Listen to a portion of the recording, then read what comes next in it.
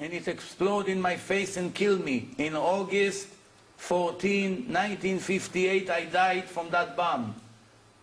And then he was reborn in the next village by the name Bader. When he was 33 in his new life, he was working in Haifa. He served in the Israeli reserve, and he's telling his life story. I have to continue.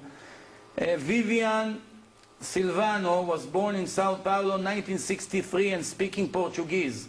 Then one day she started to talk Italian. When she was 2 years old, she started to make all kinds of names of people.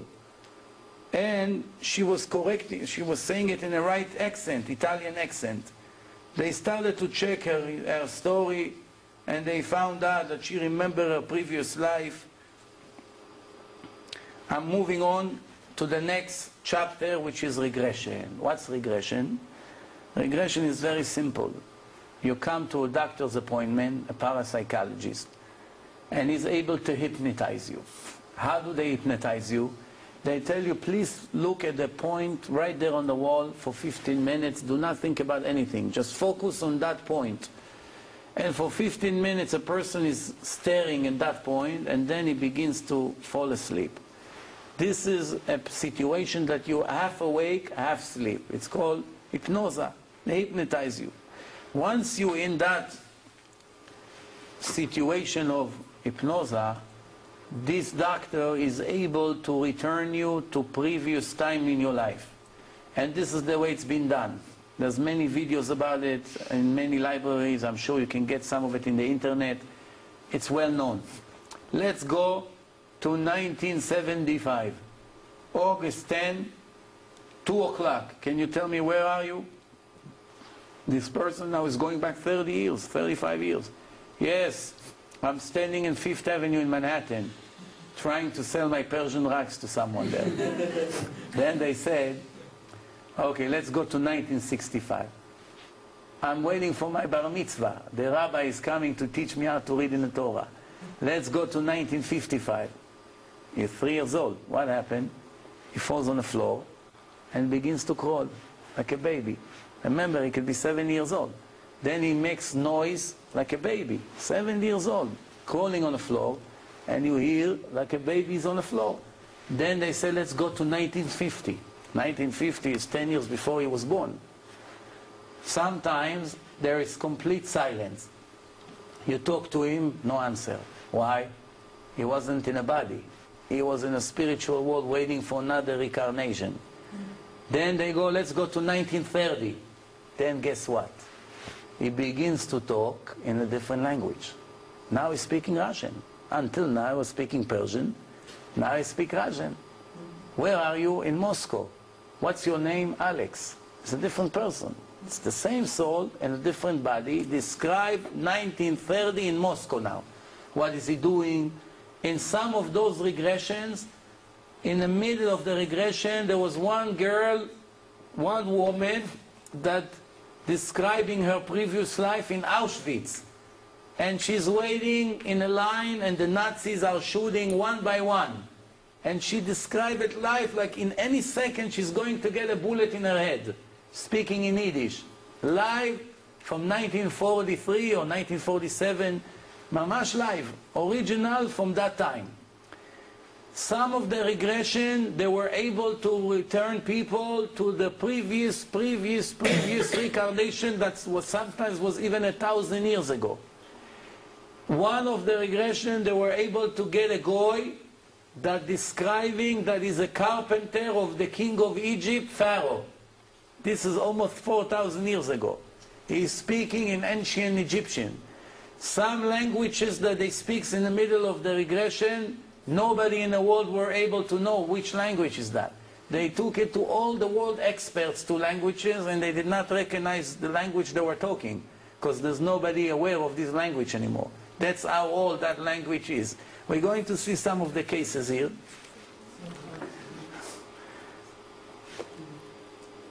(1973), a famous doctor in Philadelphia with his wife was regretting his wife after he hypnotized her. She started to speak like a man. and ancient Swedish, very old language. She started to describe herself, she's a woman. She's a woman right now in her life.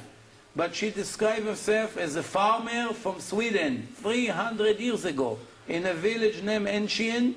She described the village, the market, and she describing very primitive tools that she used to work in a field 300 years ago.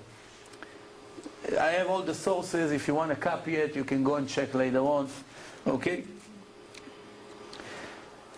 Then in one of the sessions hypnotizing a person, Dr. William McDougall, a psychologist from Harvard University in the beginning of the 20th century, he was not interested to find out anything about reincarnations.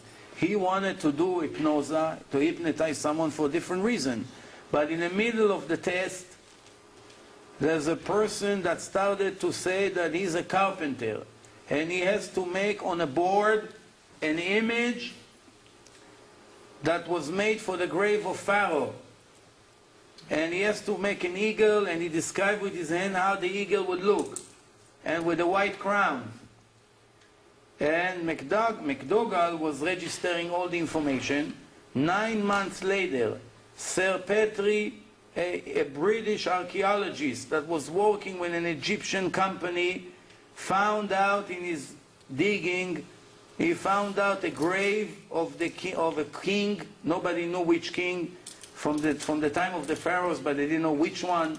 And when they saw on the grave the images, it was exactly the eagle and the picture that this carpenter was describing, that he made it. So they put it together, they crossed the information. Maury Bernstein, a parapsychologist from Colorado, published in 1956 his sensational book, Following Brady Murphy. The book described Ruth Simmons, that remember a previous life of Brady Murphy in Ireland in the 9th century. It's like 1200 years ago almost. And in few times of regression, she remembers relatives and historical places. And she speaks in very old Irish accent. And she described the life of Murphy in Ireland. Then later they investigated if there was a person like this, as was published in Life magazine, in an American magazine. Professor from Geneva was hypnotizing a girl, 5 years old, and while he was trying to cure her from her problem, she started to describe her previous life as she's in a palace with beautiful flowers. She said, I'm 23 years old. And she said, what's your name? Kanara. Where is it? In India. Are you married? I'm one of the wives of Prince Sibroka. Who is Sibroka? The king that is in charge of the kingdom of Kanara. At that time, she's speaking Indian, which she never in her life knew one word in Indian. But right now, she described her life from that time. Let's continue. I'm going to skip some.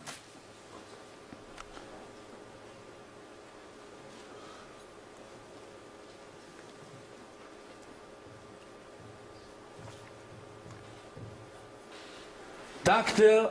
Weir Mitchell, a doctor from Philadelphia, reported that one time at night he woke up, somebody rang the bell. He opened up the door, pay attention carefully to this story, and he saw a little girl wearing some clothes, very sad, asking him, sir, my mother is very sick. Can you come and try to cure her? It was very cold night, snow, heavy snow, winds. The doctor was very tired, and he almost told her that he cannot do anything for her. But then he had mercy on her and the way she talked, and he got dressed and he followed that girl to a house where the mother lives.